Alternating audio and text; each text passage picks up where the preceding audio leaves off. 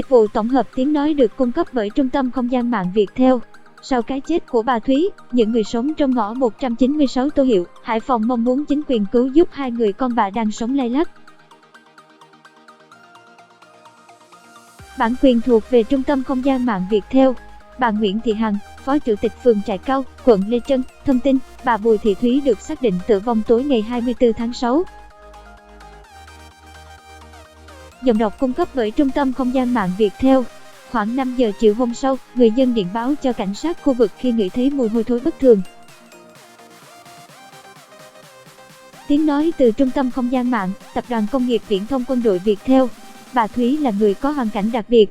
Chồng bà chết sớm để lại hai người con, một trai, một gái. Cảm ơn bạn đã sử dụng dịch vụ của Trung tâm Không gian mạng Viettel. Bị bệnh trầm cảm nặng, bà được hưởng chế độ trợ cấp mỗi tháng hơn 900.000. Con trai bà là anh Nguyễn Quốc Thái, sinh năm 1991 là đối tượng nghiện ma túy đá. Gần đây, Thái có biểu hiện tâm thần, hạn chế nhận thức, thường xuyên la hét, đập phá đồ đạc trong nhà. Bạn đang nghe giọng đọc phát hành bởi Trung tâm Không gian mạng Viettel. Anh Thái, con trai bà Thùy bà Hằng kể, gia cảnh bà Thúy rất đáng thương. Một người anh trai bà là ông Bùi Hoàng Long cũng bị tâm thần. Tiếng nói từ Trung tâm Không gian mạng, Tập đoàn Công nghiệp Viễn thông Quân đội Viettel. Dịch vụ tổng hợp tiếng nói được cung cấp bởi Trung tâm Không gian mạng Viettel.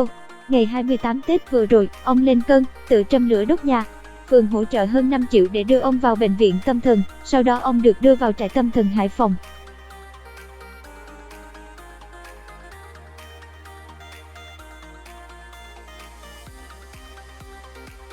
Bản quyền thuộc về Trung tâm Không gian mạng Viettel.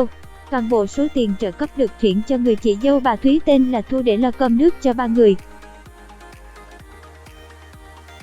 Khi bà Thúy chết, hai con ruột bà không biết gì để báo tin cho hàng xóm hay chính quyền. Cảm ơn bạn đã sử dụng giọng đọc nhân tạo của Viettel. Bà Trần Nhung Hồng, sống đối diện nhà bà Thúy kể, khi biết bà Thúy chết, chúng tôi hỏi Thái là mẹ chết từ bao giờ. Tiếng nói từ Trung tâm Không gian mạng, Tập đoàn Công nghiệp Viễn thông Quân đội Viettel. Thái chỉ im lặng ngồi uống nước ngọt, thi thoảng lại hét lên những câu vô nghĩa. Cô con gái trần truồng ngồi trên chiếc giường không chiếu. Cảm ơn bạn đã sử dụng giọng đọc nhân tạo của Viettel. Giọng đọc cung cấp bởi Trung tâm Không gian mạng Viettel. Thi thể bà Thúy nằm ngay cửa ra vào, bụng trơn phình. Hơn một năm nay bà vẫn nằm ở đó, trừ khi dậy ăn uống.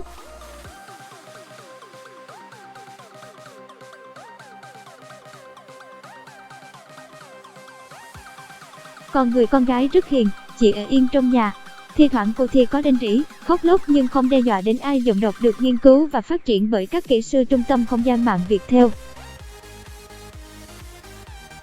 Tiếng nói từ Trung tâm Không gian mạng Viettel.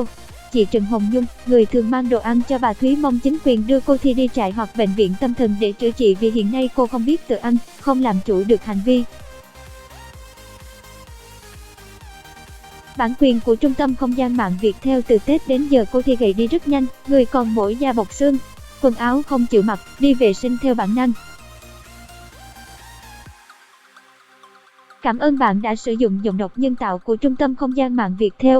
Nếu bây giờ để cô ấy ở nhà mà không ai chăm sóc thì lại chết như người mẹ mà không ai hay biết, chị Nhung nói. Bạn đang nghe tiếng nói nhân tạo từ Trung tâm Không gian mạng Viettel. Con gái bà Thúy không tự chăm sóc được bản thân trước đề xuất này. Bà Hằng cho biết, hiện nay quy trình đưa người điên đi trại tâm thần còn rất rườm rà, phức tạp. Bản quyền thuộc về Trung tâm Không gian mạng Viettel.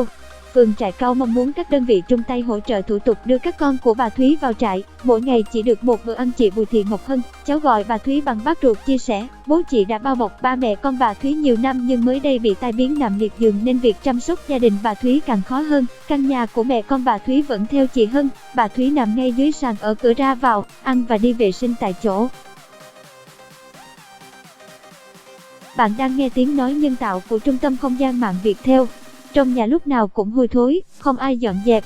Hàng ngày, khoảng 5 giờ chiều, chị mang cơm sang nhà bà Thúy.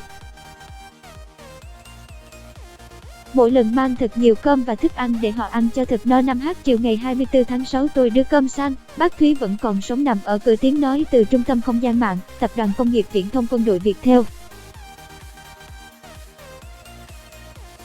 Bản quyền thuộc về Trung tâm Không gian mạng Việt Theo. Đến tối hôm sau thì gia đình nhận được tin bác đã chết. Chị